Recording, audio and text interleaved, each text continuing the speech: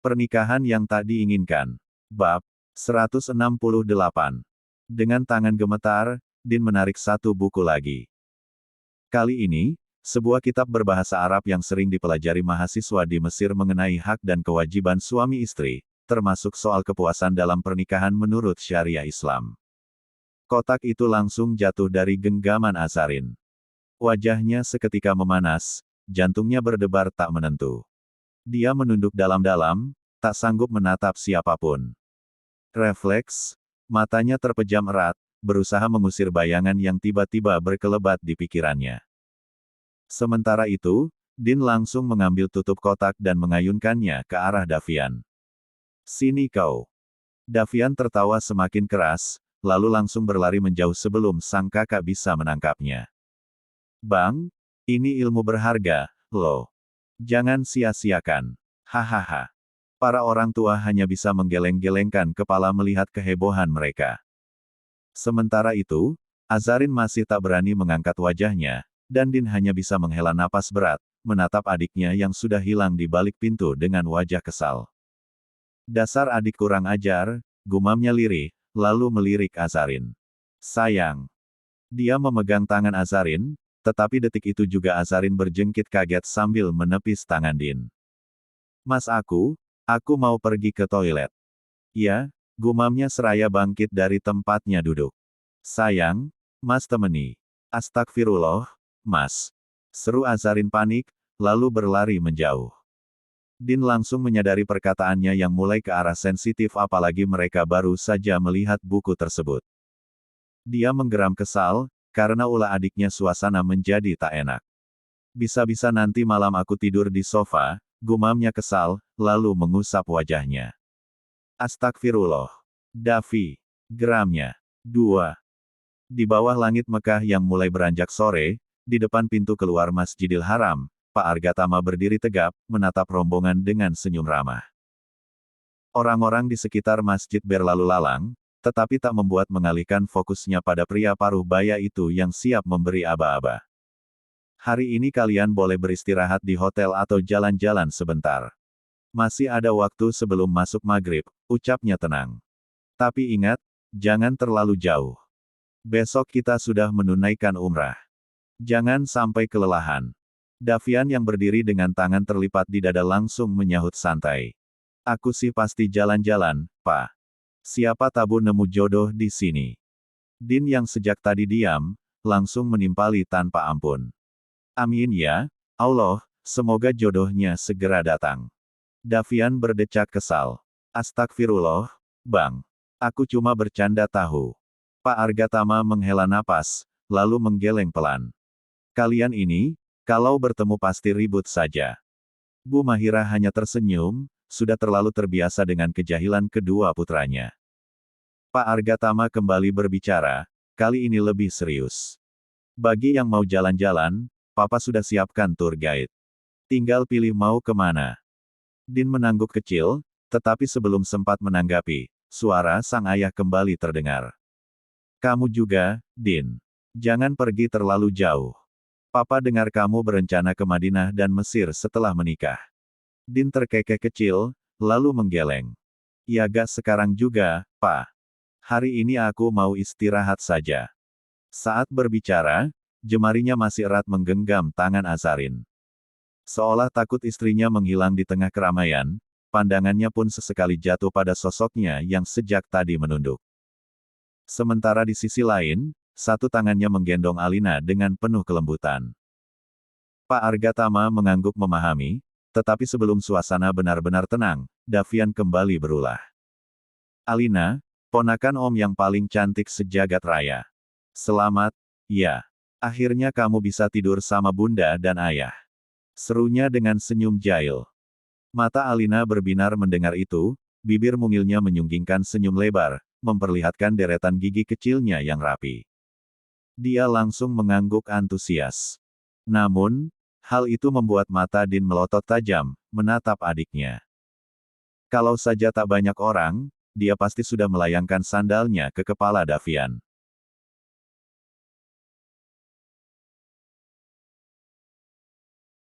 Bu Mahira yang peka dengan situasi segera mendekat dan mencoba membujuk sang cucu. Alina, tidur sama nenek dan kakek aja, ya. Nanti kita jalan-jalan, beli mainan yang banyak. Di sisi lain, Davian justru melambai-lambaikan tangannya di belakang punggung sang ibu, memberi kode pada Alina untuk menolak tawaran itu.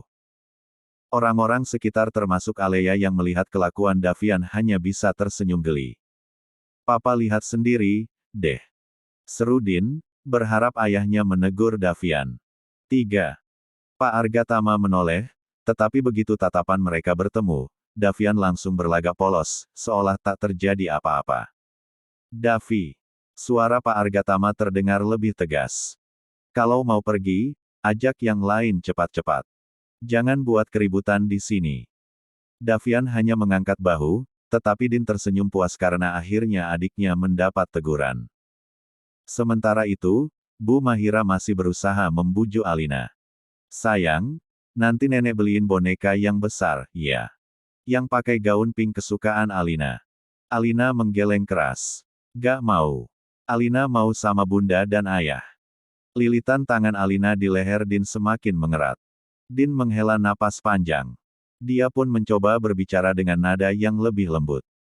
Alina, sayang, nanti kalau kita sampai di Dubai, ayah janji kita tidur bareng, iya.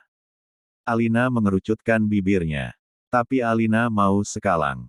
Mau sama bunda. Din menatap sang ibu dengan pasrah. Bu Mahira tersenyum, lalu mencoba cara lain. Kalau Alina tidur sama nenek, nanti Alina boleh pilih mainan sebanyak yang Alina mau.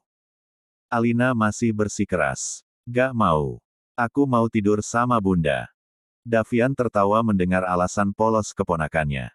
Nah, tuh dengar, Bang. Anak kecil aja tahu, dia tidak akan mau kehilangan momen bersama Mbak Asa. Masa iya, kamu tega lihat anak sekecil itu merengek, demi buka puasa? Din mendelik tajam. Davi, kalau gak diam, aku pastikan kamu kembali ke Mesir hari ini. Alea yang sejak tadi hanya menjadi penonton akhirnya turun tangan.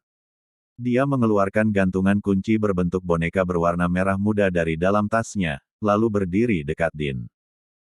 Sayang, kalau Alina ikut nenek, nanti tante belikan boneka yang lebih besar dan lebih lucu dari ini. Alina menatap gantungan kunci itu dengan mata berbinar. Dia sempat bergumam kecil, berpikir sejenak, sebelum akhirnya mengangguk. Alea tersenyum, lalu mengulurkan tangan. Dengan refleks, Alina berpindah ke dalam gendongan Alea. Bu Mahira tersenyum lega melihat kepedulian Alea. Sementara itu, Azarin yang sedari tadi diam, tiba-tiba mengangkat pandangannya dengan ekspresi terkejut. Seolah ingin protes, tetapi kata-katanya terhenti di tenggorokan. Begitu juga dengan Pak Argatama, menatap mereka semua satu persatu sebelum akhirnya berkata, baiklah, kalau begitu, kami kembali ke hotel dulu. Yang ingin jalan-jalan, jangan lupa jaga diri baik-baik. Orang-orang yang memilih untuk berjalan-jalan kompak mengucapkan terima kasih sebelum akhirnya berpencar ke arah masing-masing. Pak Argatama pun melangkah menuju hotel yang berhadapan langsung dengan Masjidil Haram. Namun, sebelum Din sempat merasa lega, Davian kembali berulah. Dia mendekat, menepuk bahu kakaknya sambil berbisik dengan nada menggoda. Jangan lupa baca buku dari aku, ya, Kak. Beberapa orang yang mendengar hanya menatap bingung, tetapi bagi Din dan Azarin, ucapan itu lebih dari cukup untuk membuat wajah mereka memanas. Din langsung menatap adiknya dengan tajam, sementara Azarin menunduk dalam, menahan malu yang semakin menyergap. 4. Davian terkekeh puas, lalu melangkah pergi dengan riang. Merdeka. Akhirnya bisa buka puasa tanpa gangguan. Din pun menghela napas panjang, menatap punggung adiknya dengan geram. Awas aja kamu, gumamnya. Setelah puas menatap rombongan yang mulai menjauh, Din beralih menatap Azarin dengan binar penuh cinta. Hatinya berdesir hebat, tak ada kata yang cukup untuk menggambarkan kebahagiaannya. Dia masih sulit percaya bahwa wanita yang kini berdiri di sampingnya, dalam balutan gaun pengantin nan anggun, telah resmi menjadi istrinya.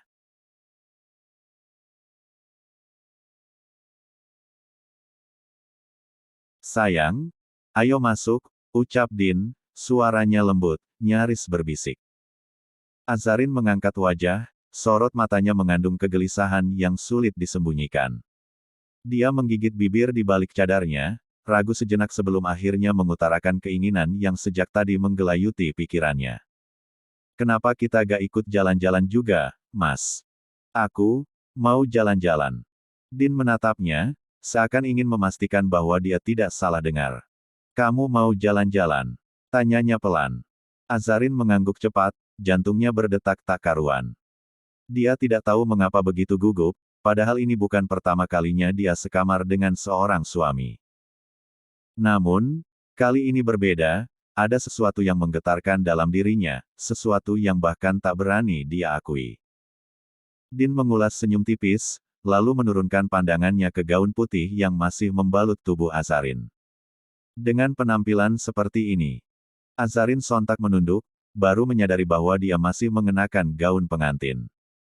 Detik berikutnya, napasnya tercekat, malu menyergapnya begitu saja. Din tersenyum lembut, menggenggam jemari istrinya dengan erat.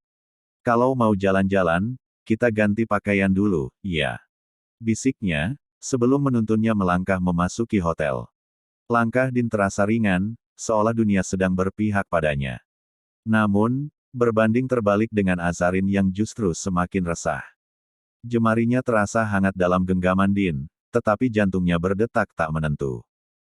Dia ingin mengatakan sesuatu, tetapi lidahnya keluh. Saat mereka masuk ke dalam lift, keheningan menyelimuti. Tak ada satu kata pun yang terucap. Azarin menunduk dalam, menyadari bahwa dinding lift yang seperti cermin memantulkan mereka berdua. Ditambah lagi, Din tak berhenti menatapnya, membuat kegugupannya semakin menjadi-jadi. Dalam diam, Din akhirnya memecah keheningan. Terima kasih sudah menjadi istriku, sayang. Azarin hanya mengangkat wajahnya sekilas, lalu kembali menunduk. Dia ingin menjawab, tetapi suaranya tertahan di tenggorokan. Din tersenyum kecil, lalu melanjutkan. Kamu cantik sekali pakai gaun ini. Jantung Azarin berdetak lebih cepat. Rasa panas merambat ke pipinya, membuat wajahnya yang tersembunyi di balik cadar ikut terasa hangat. Dia semakin membisu. Din menghela napas, kali ini suaranya lebih dalam.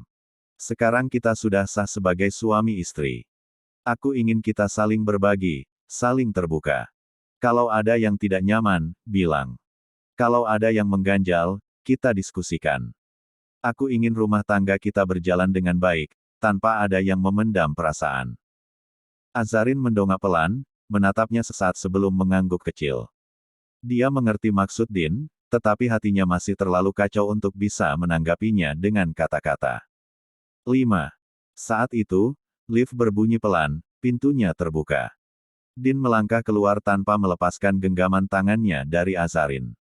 Mereka menyusuri lorong hotel, berjalan menuju kamar mereka. Setiap langkah terasa berat bagi Azarin. Semakin dekat ke kamar, semakin kuat debaran di dadanya.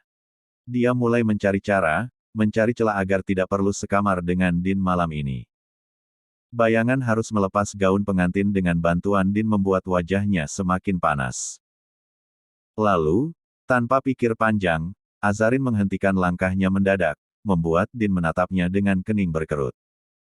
Mas, aku ganti baju di kamarku saja, ya. Din terdiam sejenak, menatap istrinya dengan sorot tak terbaca. Azarin menggigit bibirnya, semakin gelisah. Maaf ya, aku permisi dulu.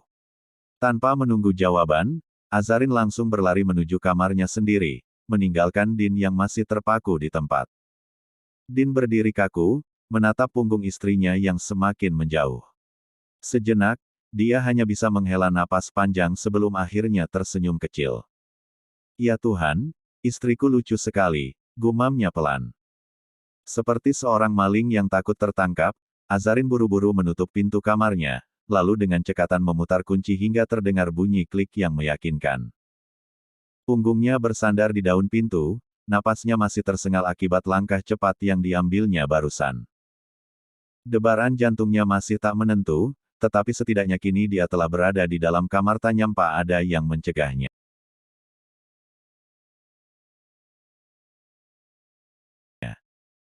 Setelah mengendalikan gemuruh di dadanya, Azarin melangkah lebih jauh ke dalam ruangan.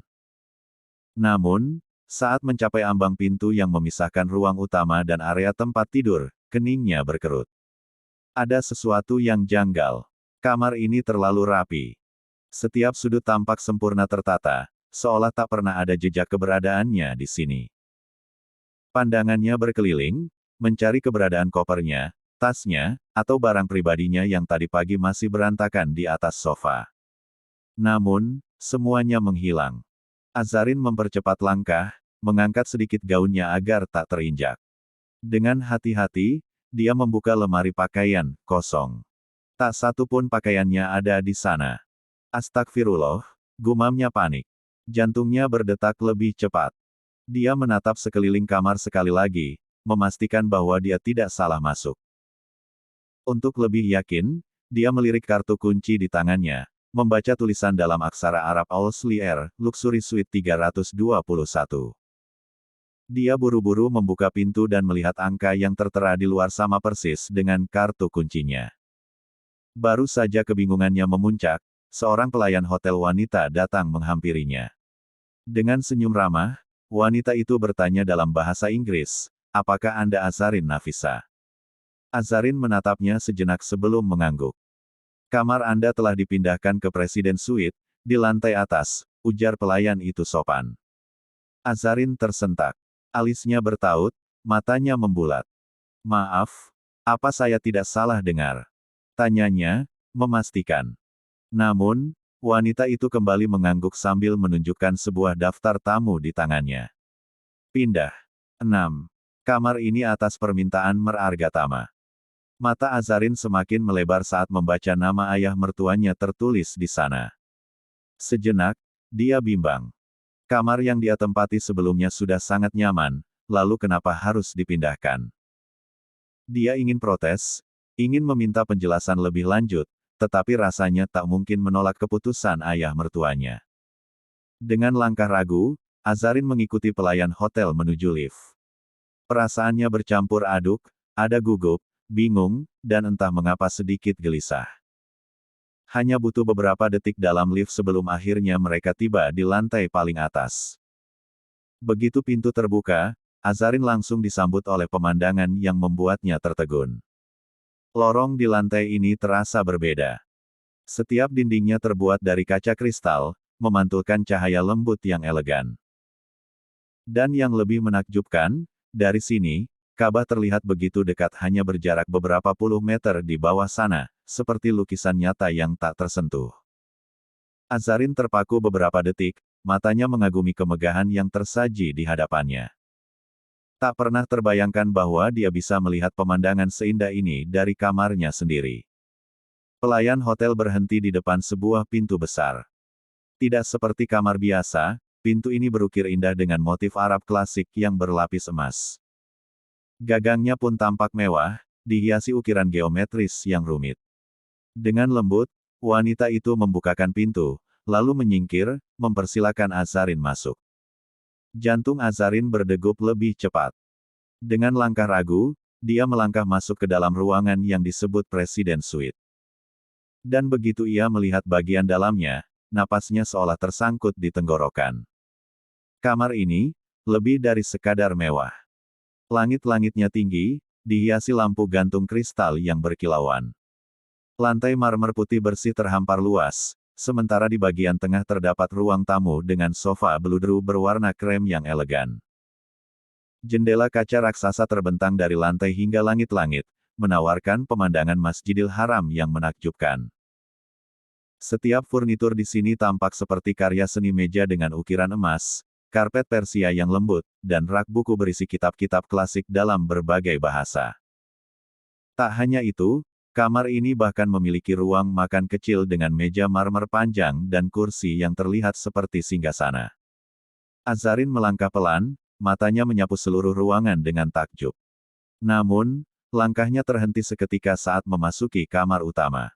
Dan di sanalah, Din sudah berdiri. Pria itu bersandar di ambang jendela, tubuhnya tegap dalam balutan kemeja putih santai yang lengan atasnya digulung hingga siku.